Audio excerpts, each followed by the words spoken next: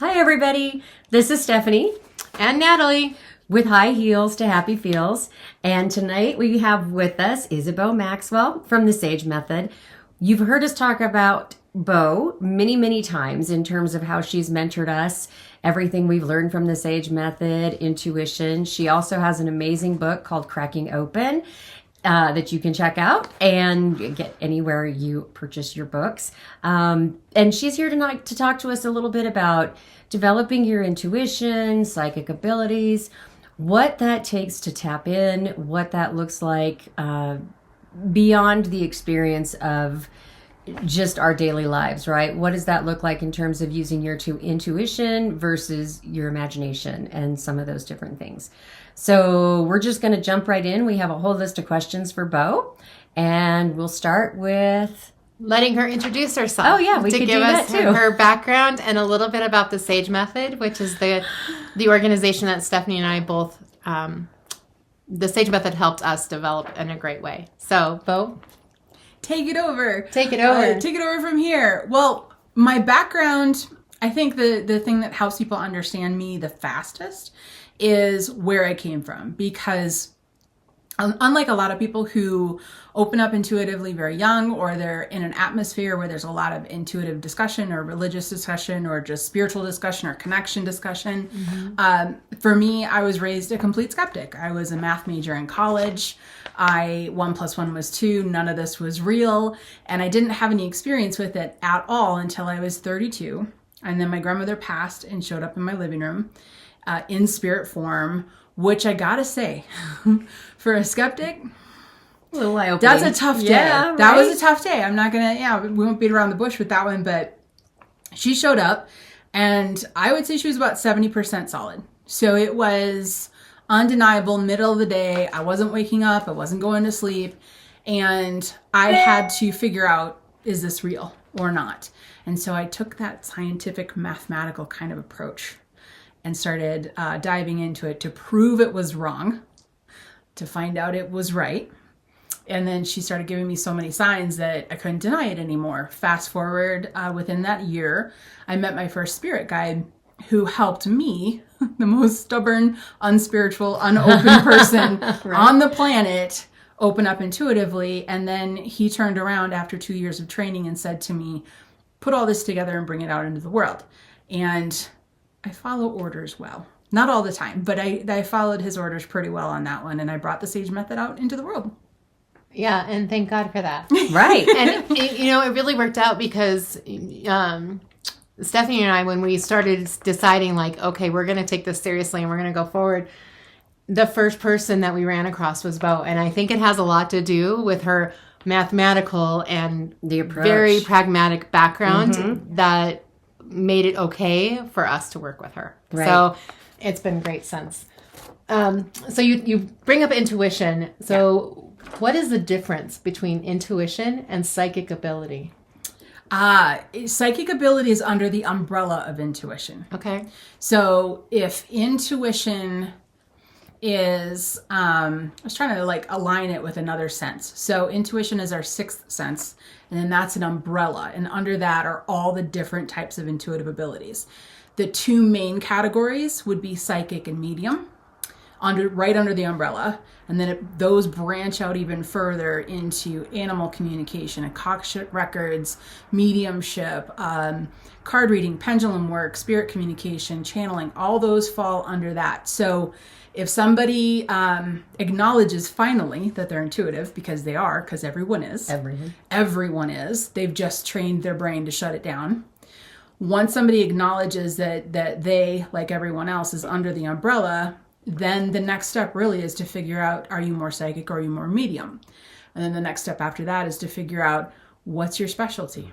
What do you tap into? We were talking about that earlier, about some people are strong with pet communication, animal communication. Some people are strong with, we had a couple of things we were talking about. Akashic records, mediumship, past lives. crossing over work.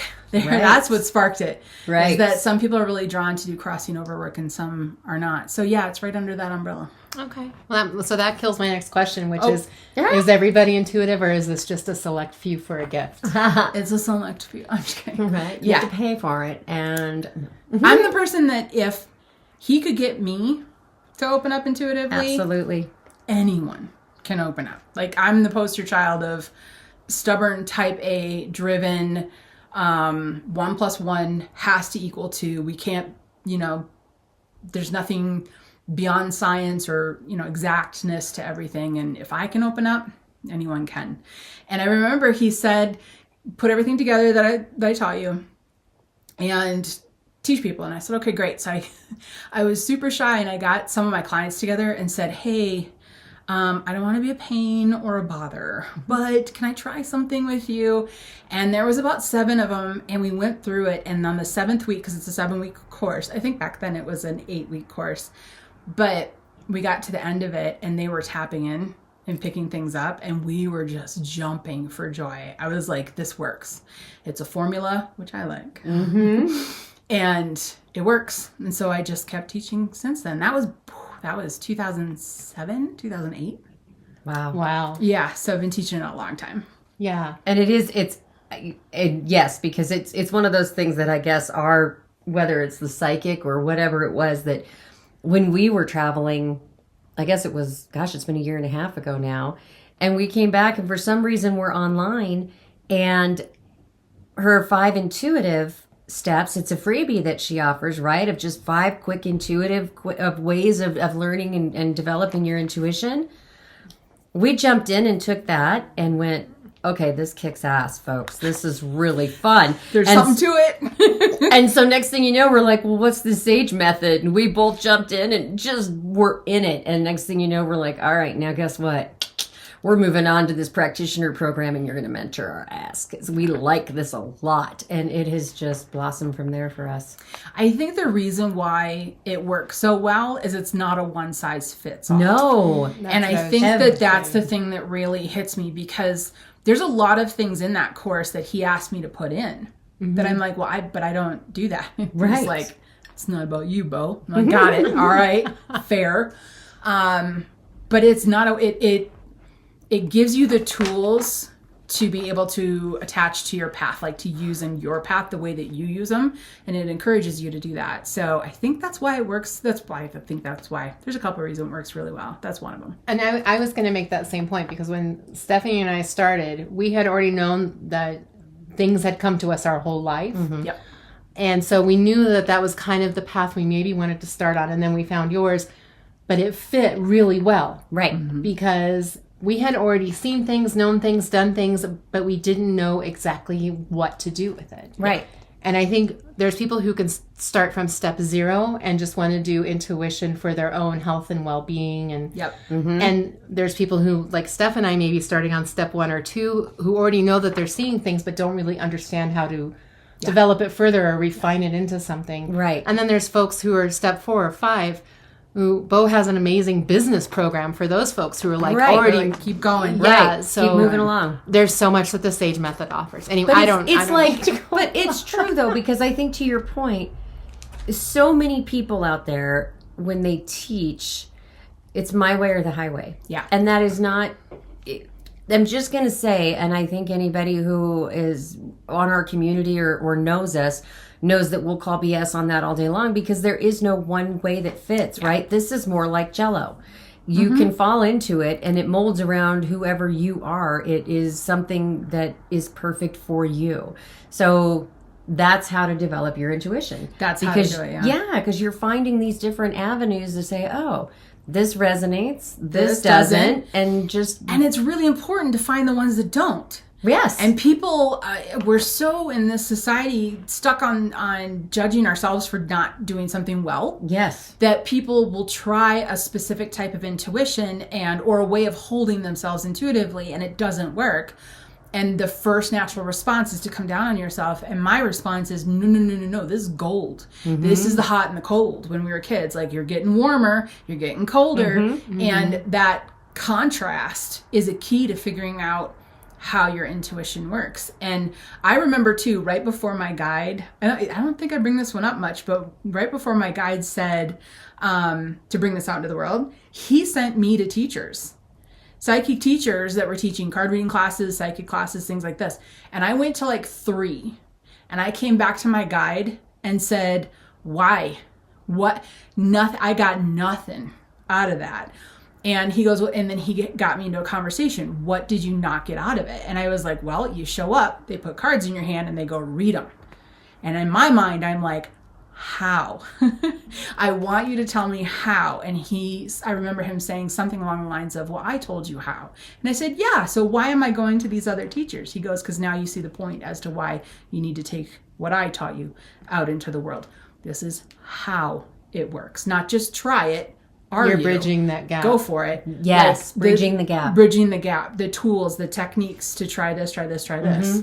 So that's a big reason why it works. Yeah. Yeah. So we talked a lot about intuition. What are the first few steps that you would suggest someone takes who wants to start working with their intuition? And anything she says highlights, we'll also put in the show notes. Yeah. The 2 are 2 out of the 5. So I've got the 5 in the free course, which I'm passionate about. I want everybody to take that course because it'll spark it for you and things will start happening. It's amazing. The 2 though would be GCP. That one was given to me by my guide, and then the other one is defocusing. I think a lot of people are really surprised by the defocusing technique because we miss little links in understanding how this works around us. So with GCP, that's ground, clear, protect, and grounding into Mother Earth, clearing away anyone else's energy that's not yours, and then protecting by just putting up like a filter bubble around you to only allow in what should come in. And when you start doing GCP, you start controlling your space, and it's like a vacuum filter.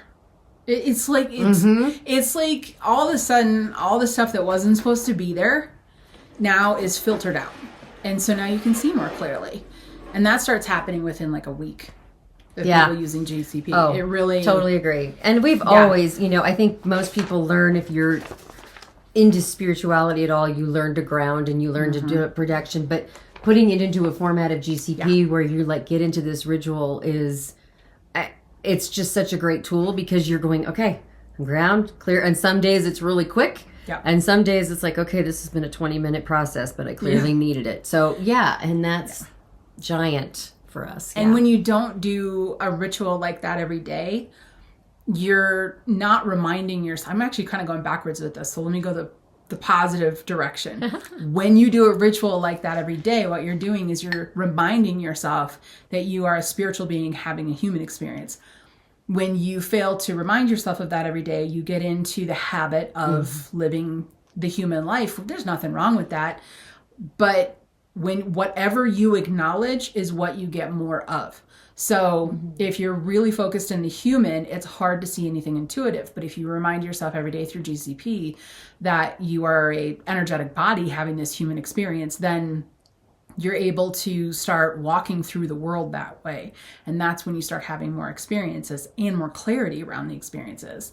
And then the other one was the defocus. And I remember when I learned this one right in the beginning. And I remember thinking, okay, this explains everything.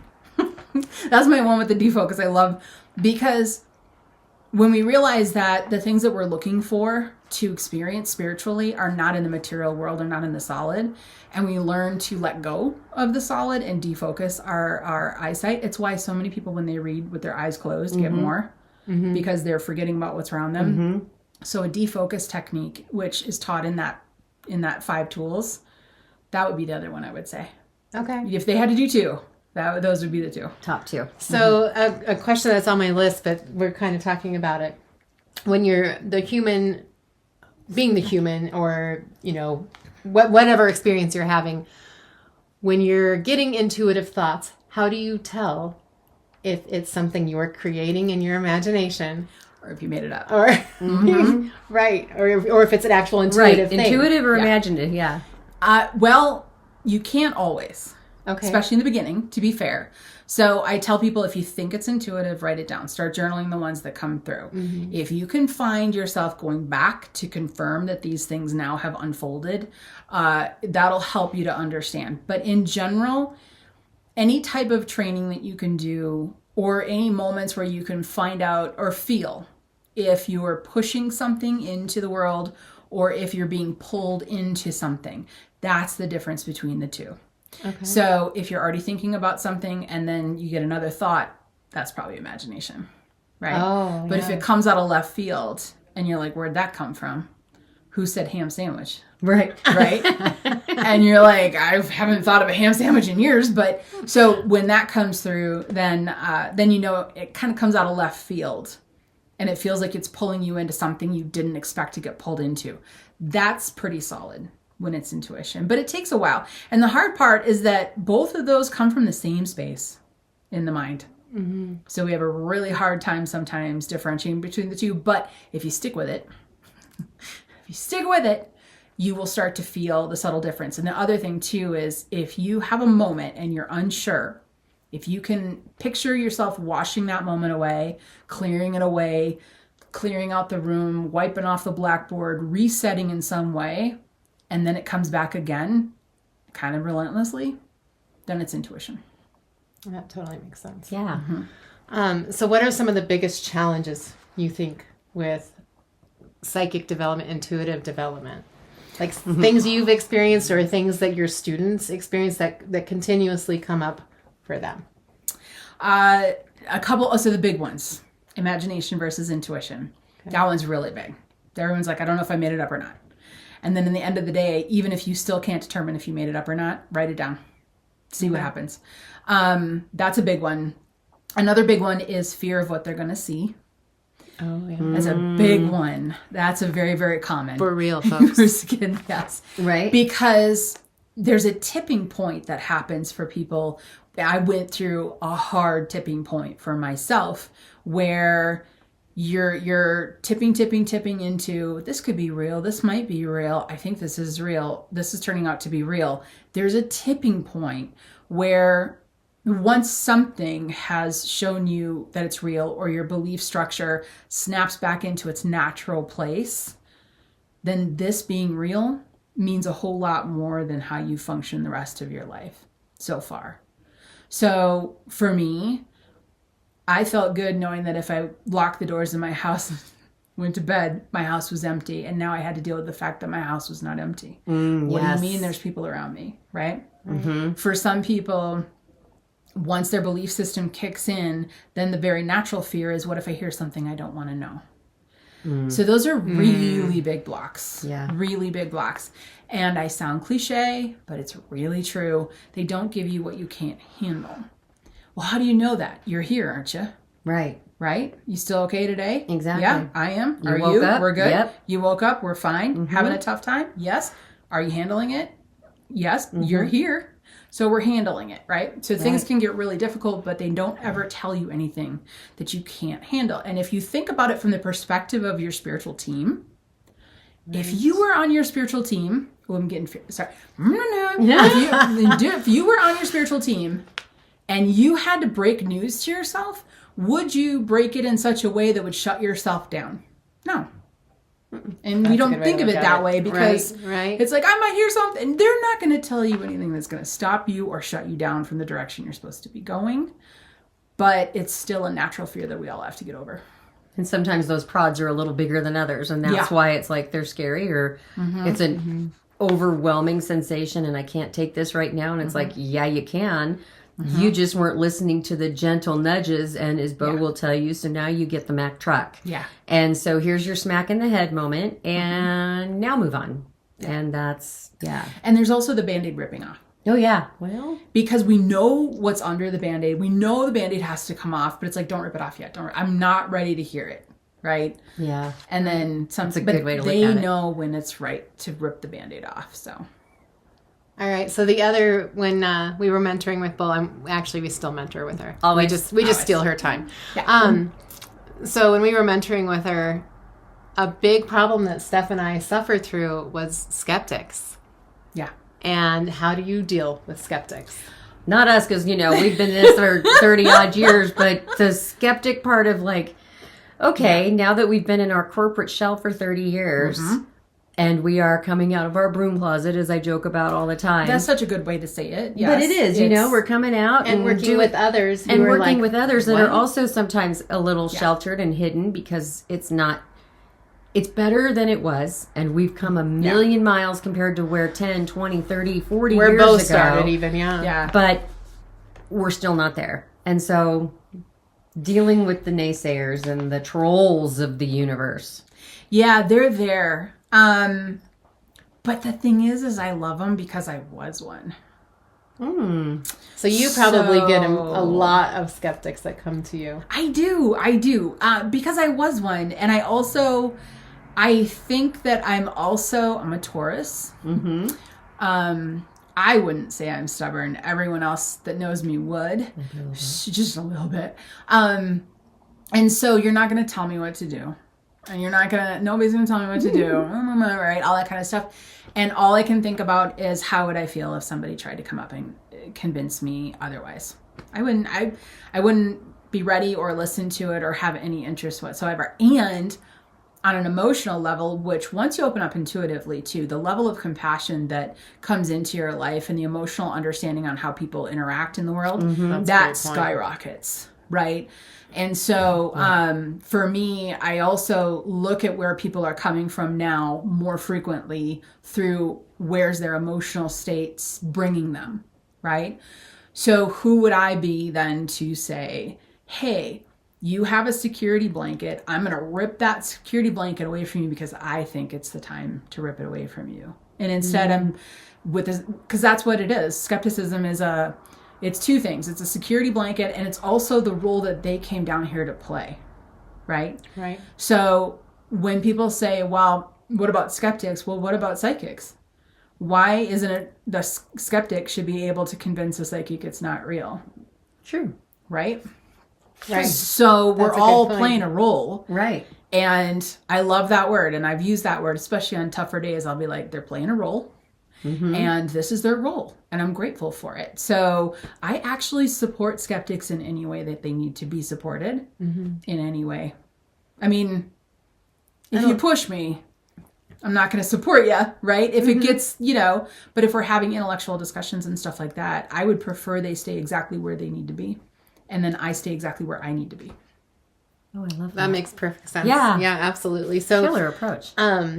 So Steph and I came to you with the approach, like, we're going to dive in, we're going to do this, okay, and now we're going to do this as, like, we really are trying to take off with it. Yeah, she kind of held it. She didn't hold us back, but she was kind of like, yo, children, could you jump off of a higher diving board, please? You know? Yeah. Wow. So she helped slow us down so we could learn in an appropriate way, in an appropriate timing. But for people who... Like, there's so many people who can use intuition just for their own normal everyday life. And I know that a lot of your students are like that. So that's a really important aspect of this. But how could people use it in just like their normal and everyday life? And then how has something intuitive changed your life? Like, what big moments in your life happened to you because you're listening to your intuition? Oh, there's a ton of those. I'm sure. There's so many of those. Okay, so the first question is, how can people use it in their everyday life just to live? That one is that's a great question, because when it comes to skepticism, so we'll take it from skepticism to this to kind of round it off together. When it comes to skepticism, there are no intuitives without skeptics. And there are no skeptics without intuitives. That just wouldn't exist. Right? So you have to have that comparison in everything you do. Yeah. So that has to exist. Otherwise, you will never experience what it is to be psychic. We do not walk around saying, well, there's taste bud users and non-taste bud users. Are you a listener? Because that one's not so unless you have that comparison, you can't have a fully rich experience of being intuitive. So that's what puts our spirituality and our spiritual paths in front of us. But when it comes to using it in the day-to-day life, that's actually coming around the corner. And what happened, like many things in this world in the last 100 years, is certain things were chosen to be shut off by groups of people. And actually, I'll just leave it completely in that sentence because the listener's probably going, yep, and you can kind of figure out, you can think of 10 different things right off the top of things that were shut down because that's this or that's this. And intuition was shut down because it wasn't, something was deemed non-acceptable. Because intuition is freedom. Intuition is being able to follow your own path instead of following the path that you were told to follow. Right. So it was shut down a long time ago. Here's the interesting thing to me, because I'm a little bit of a geek and a nerd. And so when I open up, I'm diving into every aspect of intuition. I mean, Wikipedia was like, take a break. Right? This was 20 years ago. And I'm like, I got to learn absolutely everything I can possibly learn about it. And there are so many people using intuition, but not talking about it. Top elite sports teams, top elite business people, companies, they're using it. They're literally sitting down. They are manifesting, using affirmations, using it. And that's how they're advancing. Think rich. What's that one? Get rich. Think. Oh, it's been Get so Rich, long. Die Trying. I have it in my book collection right behind It'll me. come up. Yep. Yeah, we'll get Think there. and Grow Rich. Yeah. There we go. They've known about this for so long, but it was poo-pooed and it was kind of put under the rug. Well, it's not under the rug anymore. And so, like you were saying earlier, it's getting better and better. Years ago when I opened up, people would say, "What do you do?" I say, "I'm a medium," and then I had to explain what that was. Right. But today I don't have to explain it anymore because there's been fantastic shows. Right. Yay. On main channels, right? So people are starting to open up to the possibility and they're having their own aha moments. It's going to become normal and natural again. I don't live my life without my intuition anymore. I just don't. And it's not even like obsessively asking about it. When you open up your intuition and you're in the flow, you become naturally drawn to what you're supposed to be drawn to and repelled from what you're not supposed to go toward. So it becomes, instead of walking through life, figuring it out, it becomes being drawn this way or that way or pulled this way and pulled in this direction. And then you start asking for what you want. And you start to realize you're in sync with the universe and you start asking for stuff, and then you become a conscious creator. And then you start living a life where other people look at it and go, no way. And you're like, yes. And this is how it is to naturally live. Yeah. Right? You ask for something and it just shows up. And not perfectly, not everything you want, because... Well, no. Can you imagine the stuff that I would have? Well, but the thing, right? Hello. But, the manifesting part, I mean, we were talking earlier about me and a list I'd created, and exactly, you get what you ask for. Yep. And sometimes it is not, we don't always remember to be really specific in our request. And so you get what you ask for. In whatever way it comes to in whatever you. way it comes, right? And sometimes it's not exactly what you would expect, but you're like, that is what I asked for, and I wasn't clear. So thank you. So here we are. And sometimes it's not what you asked. Well, you get what you asked for, but It's when it happens, your first thought is, I didn't ask for this. right. Right? And then, unfortunately, 3 years later, you go, okay, yeah, that's what I was asked for asking this. for. Right? And so I spent a number of years asking for peace and happiness and centeredness. I'm like, okay, I'm on this path. I know what's going on, right? Peace, happiness, centeredness, peace, happiness, centeredness, divorce, peace, happiness. Oh, I got what I wanted. Peace, happiness, And centeredness. Okay. So, but the divorce part wasn't fun. No. No, But it gave you the peace, happiness, and centeredness that you were looking for. And you just don't know what way that's going to come to you, right? How it's going to come to fruition. We're trained from childhood to take the easy path that is the fastest path and the most direct path to what we want. And what I wish we was trained to be put in front of the forest, given this really cool like sword and like gear, and then like have your family member come up with a scroll that unscrolls and say, this is your adventure. And you go, and you go into the forest and you're like, and you take on the hard parts and you take on this and you take on that and you speak really cool language. Right. And no predetermined. No predetermined. And then you come out of it and you go, look at what I walked through. because for us, it takes a long time to go look at what I walk through. Yep. Yeah. It does. So, Yeah. It does. Agreed. but that's how I use intuition every day for myself, at least. I live intuitively. What do I need? Where am I going? Should I take a left? Should I take a right? Yeah. Perfect. So how do you use intuition for your critical decision making? Ah, okay. So here's another thing that is fun about developing intuitively, especially if you're a critical thinker. When you get really good at intuition, you are also very good at knowing when you get in your own way. And I am the master of knowing when I get in my own way. And people will ask me questions about certain things, like big world events and things like this. If I have a kind of a dog in that fight, right? I'll be the first to say, I don't know, and I would not trust what I pick up. Because I want something so bad. And if I don't have the ability to get out of that want, to have a clear answer come through, then I don't do it. I don't tap in intuitively when I'm buying a new car. I do not tap in intuitively when I'm picking the next vacation.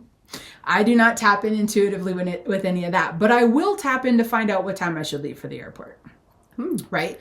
So the big things where I want this so bad, I just can feel now at this point that my left brain is just pushing in and going, yeah, you should go to the Bahamas. Totally. I'm feeling like you should. Yeah. And then it has nothing to do with intuition. Right. So, That makes sense. All right. In what ways can developing intuition enhance a person's healing process for both physical and mental, emotional? Oh, the thing about the SAGE method that I think I love so much is people who complete it. Yeah. She's like nodding, going, here we go, because you've both completed it. People that complete it say, I got so much more out of it than just intuition. Yeah. Because the thing that blocks your intuition is the thing that's blocking your life. So the inner work that is gently and lovingly requested in the SAGE method for you to do to grow is removing clutter. And my age-old example of this is if you imagine every issue you have, complaint you have, fear you have, to-do list, item that you own in your house, take a minute to think of that. Every undone conversation, if each and every one of these things is a hamster and hamster wheel in your brain, how many hamsters on hamster wheels are in your brain? Now you're asking your intuition to go through your brain, right? So this is why when we're stressed, when we have a lot of human stuff going on, our intuition dulls. It's not because our intuition isn't open. It's that the intuition gets clogged. It's like gets blocked. Everyone's intuitive channel is wide open when they come in here. It's why kids have conversations with the corner of a room. They're talking to someone. It's very wide open. And then right around 7 or 8, it starts to close up a bit and get blocked. Teen years, oh, forget it, right? That's already a tough stuff that you're living with. We get so absorbed into the human, and then we start to open back up again. But it's the clutter. That's the only difference between somebody that is really what someone would say talented or skilled versus someone that's not, is the clutter. And the SAGE method walks you through how to get rid of that decluttering aspect. I talk a lot about shadow work in our podcast, and it's decluttering. It's like physical decluttering, mental decluttering. I mean, there's a lot more to the SAGE method, but there's one particular chapter where you're really focused on that shadow work and that introspection, and that was critical for me. That's the week where the SAGE coaches come in, right? Where we coach and go and be like, "Tell me where you're at. Let's talk through this." But every person that moves through that comes out of the SAGE method saying, I'm more peaceful. I can see things with more clarity. I understand why I do the things I do. I understand why, what I've like, what's around me, what I've chosen, what I like, what I don't like. I actually know myself finally. Right. And all that is a reaction to that clutter being out of the head. And a lot of it's emotional clutter and a lot of it's mental clutter. And you cannot get rid of it immediately, but as long, like all of it immediately, But as long as you're in the process of consistently doing some work and decluttering, your intuition will continue to flow very strongly. So the emotional component changes. Now when I have a tough time, I let myself have that tough time. Right. And then but the cool thing too is that the tough time is shorter. It is shorter. Isn't that nice? Yes. Isn't that The grieving just time, delicious? the anger time, all of it. I know. My Because patience you learn is how to better. process it. I mean, learn how I to can't process believe it. I'm more Yeah. patient. I never thought. I mean, 2 years into a remodel and I'm still okay with it. I know. Who knew? You know? And tell you what, 10 years ago, that's not me. So that's all collateral benefit to It the is. SAGE method. It is. It is. But that's But what doing living the work. intuitive. It's doing the work. It is doing the work. And that's what being intuitive is. So living intuitively is not spiraling on the mental treadmill to get through to something. It's having the clarity to say, is this what I want to get through and do? Or am I going in it's avoiding. Oh, here's a great example. When people have a pattern, so especially empaths and people who struggle with codependency, got some experience with this one. They have a pattern of attracting me to feel like it's someone's fault, but they have a pattern of interacting with narcissists. And there's how many times have you heard somebody that you really care about say, I swear, one more narcissist and I am done. Why do I keep getting into this same relationship, right?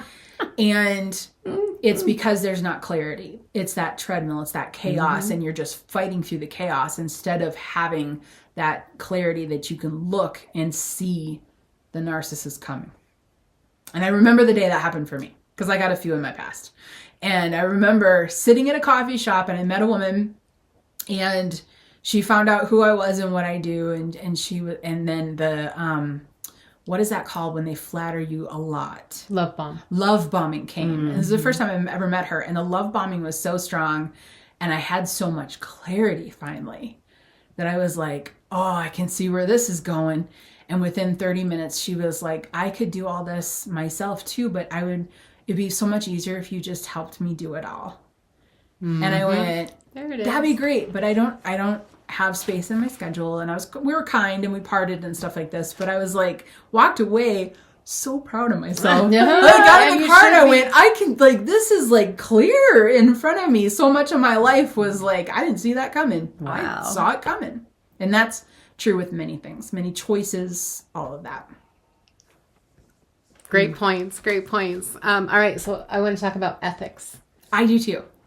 All right. I love them. All right. So I have a few questions around them. So how do you use your psychic abilities ethically? In readings, when you were talking to this person, when you understand the situation, you see it you're using your intuition and your psychic abilities. Oh, yes. How do you keep it ethical? I keep it. So number one, I didn't read her to say, I'm tapping in to find out if she's a narcissist. Instead, I had so much clarity about what I said earlier about living intuitively. You're drawn to what you need to be drawn to, and you're repelled away from the things that you need to stay away from. I felt the repel. I felt I felt my intuition go, not today. Just please not today. We're not doing this again. And so you feel the pushback that your intuition says, don't go that way. We were talking earlier about when people are driving and they come up to a stop sign and for some reason they pause a little longer and then somebody goes roaring through the other way and they think, oh my gosh, if I would have gone, I would have got hit. Yeah. Right. Yeah. That is a perfect example of what it is to live intuitively. So I wasn't really picking it up from her. I didn't tap in to find out about her. I felt there's a red flag. And then I'm like, I see the signs. I see the gaslighting. I see the love bombing. Okay. And I could sit there as a human who has processed through it saying, next up is she's going to want me to do this for her. And then she went, I would like you to do this. But that wasn't intuition. That was just the clarity Right. about myself. Now, if I sit down and it's a person that is requesting a reading and we're sitting down to do a reading, I just open up the floodgates. Just whatever I can see comes through. When it comes to not doing a reading in any other situation, I actually don't want to know. I'm going to be honest. I just don't want to know because people carry so much. And I also don't think I would want anyone to do that to me. Right. So I'm just like, I'm the person that knocks before coming in. Like, I like that boundary, right? Between us. And so I just don't tap in, and I don't tap in with family. I did it first, and then I went, okay, that's not a good idea. We're not going to do that ever again. And I had a wonderful interaction with my kid, and he was young, because when I opened up, they were, I think, like 5, 6, 7, around that age. And it was a couple years in, and I remember saying something to him, like something about the dishes. And he, in his mind, said, I don't see what the big deal is about doing the dishes. And I intuitively heard that because I was open. And I went, I'll tell you what the big deal is about doing the dishes. And he looked at me, rightfully so. And his eyes, and that was instant. Never again did I tap into my kids, ever. Not once, never. Right. Because I could see it was an invasion. And I was like, that's gross. Right. I'm never doing that again. Never doing it again. And I live a more peaceful life that way. Right. And Steph and I are big on sovereignty too. Oh, yeah. We were down at our dad's birthday party this last week. Oh, yeah. And people were asking, well, do you just see spirit walking around? I was like, if I stopped and paid attention, Yes. I could. However, no, because I don't have anybody's permission to just be walking around talking to It's not what we're here for. their guides or their ancestors. Right. So, And we have to remember, it's not in the solid. It's in the in-between. What we're looking for is in the in-between. It's in a defocused state. It's in you have to focus. You have to focus away from what's around you to focus in on what's coming through spiritually. And so if we're at a family situation, reunion, get together, wedding, anything, no one's focused in on the in-between. No. You know? and that's not where you want to be. That's not where you want to be. The other thing I think, and Beau didn't mention this, but it was something that she kind of ingrained into Steph and I as she was mentoring us, is, and it was hard for me to get, because when you're reading people or you're reading energies, you see death and you see disease and you see things on their path that are not pleasant. And talk about that, because you're going to say it better than me. Like, that's not something you just pronounce. No. Yeah. It's, if you see something that you feel is heavy, I typically take an extra step to say to the person, do you want to know everything? Right? Because I've sat with many parents that have lost children, or spouses who were together for 60 years and then separated. Both of those scenarios just are heart-wrenching.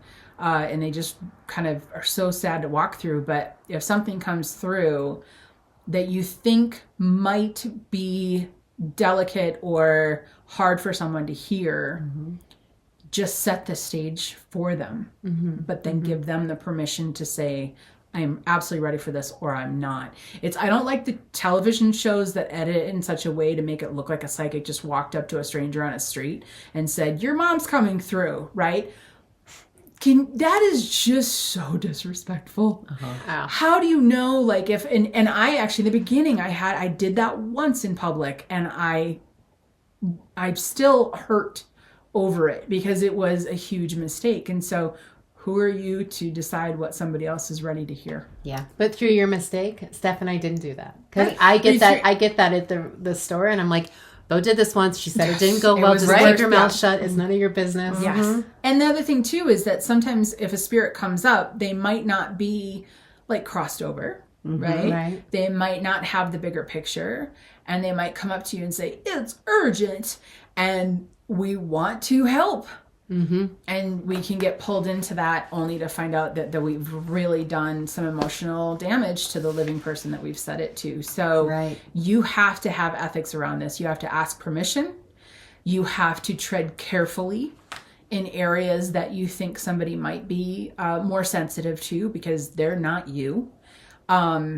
And then there's a lot of times where you think it might be, and they're like, oh yeah, I'm fine. I thought she was going to pass like 2 weeks ago, but we're still holding on. Is she going to go? You know, and you're like, okay, so this is not a sensitive subject on this one, right?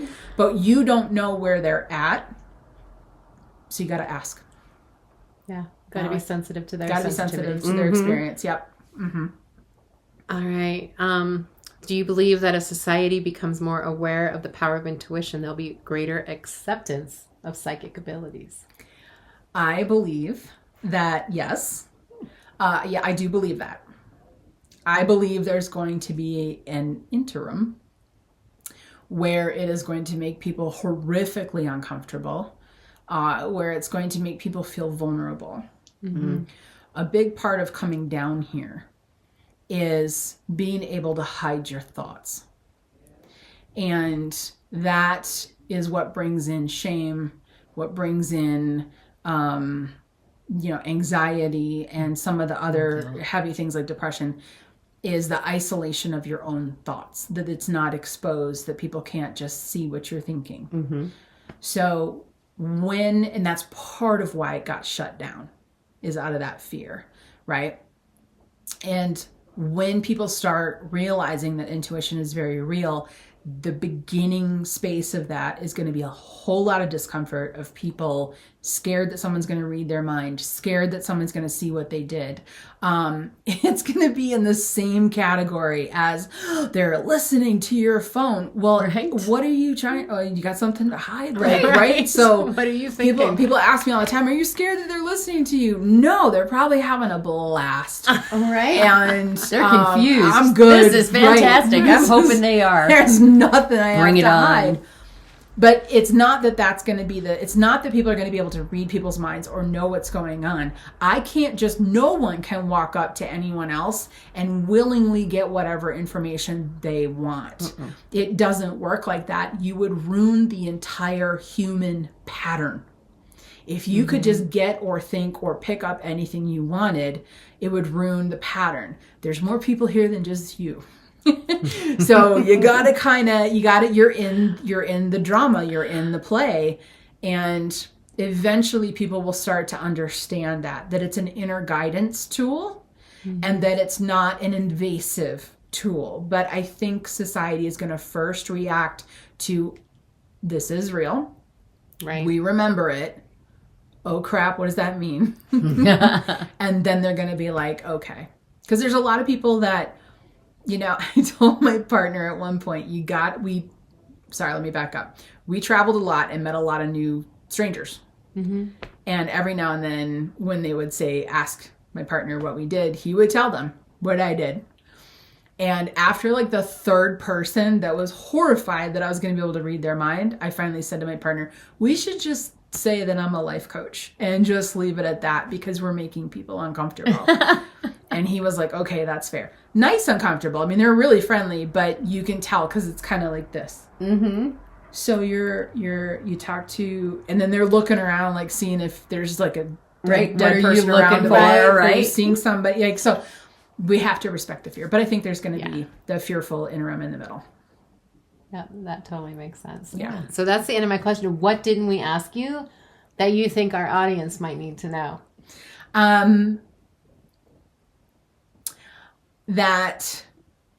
Okay, so I'm going to speak about you two. Okay. Here we go. Oh boy. One of the things that I admire about the two of you is that you help people figure out the planning piece. And I think that when you live intuitively, I think it's important to look ahead, right? Mm-hmm. But to not completely bank on a prediction, because predictions are kind of like ribbons floating in the wind right in front of you. It's a possibility in this moment that it could happen. So if I try to intuitively sit down and say, okay, what's coming up?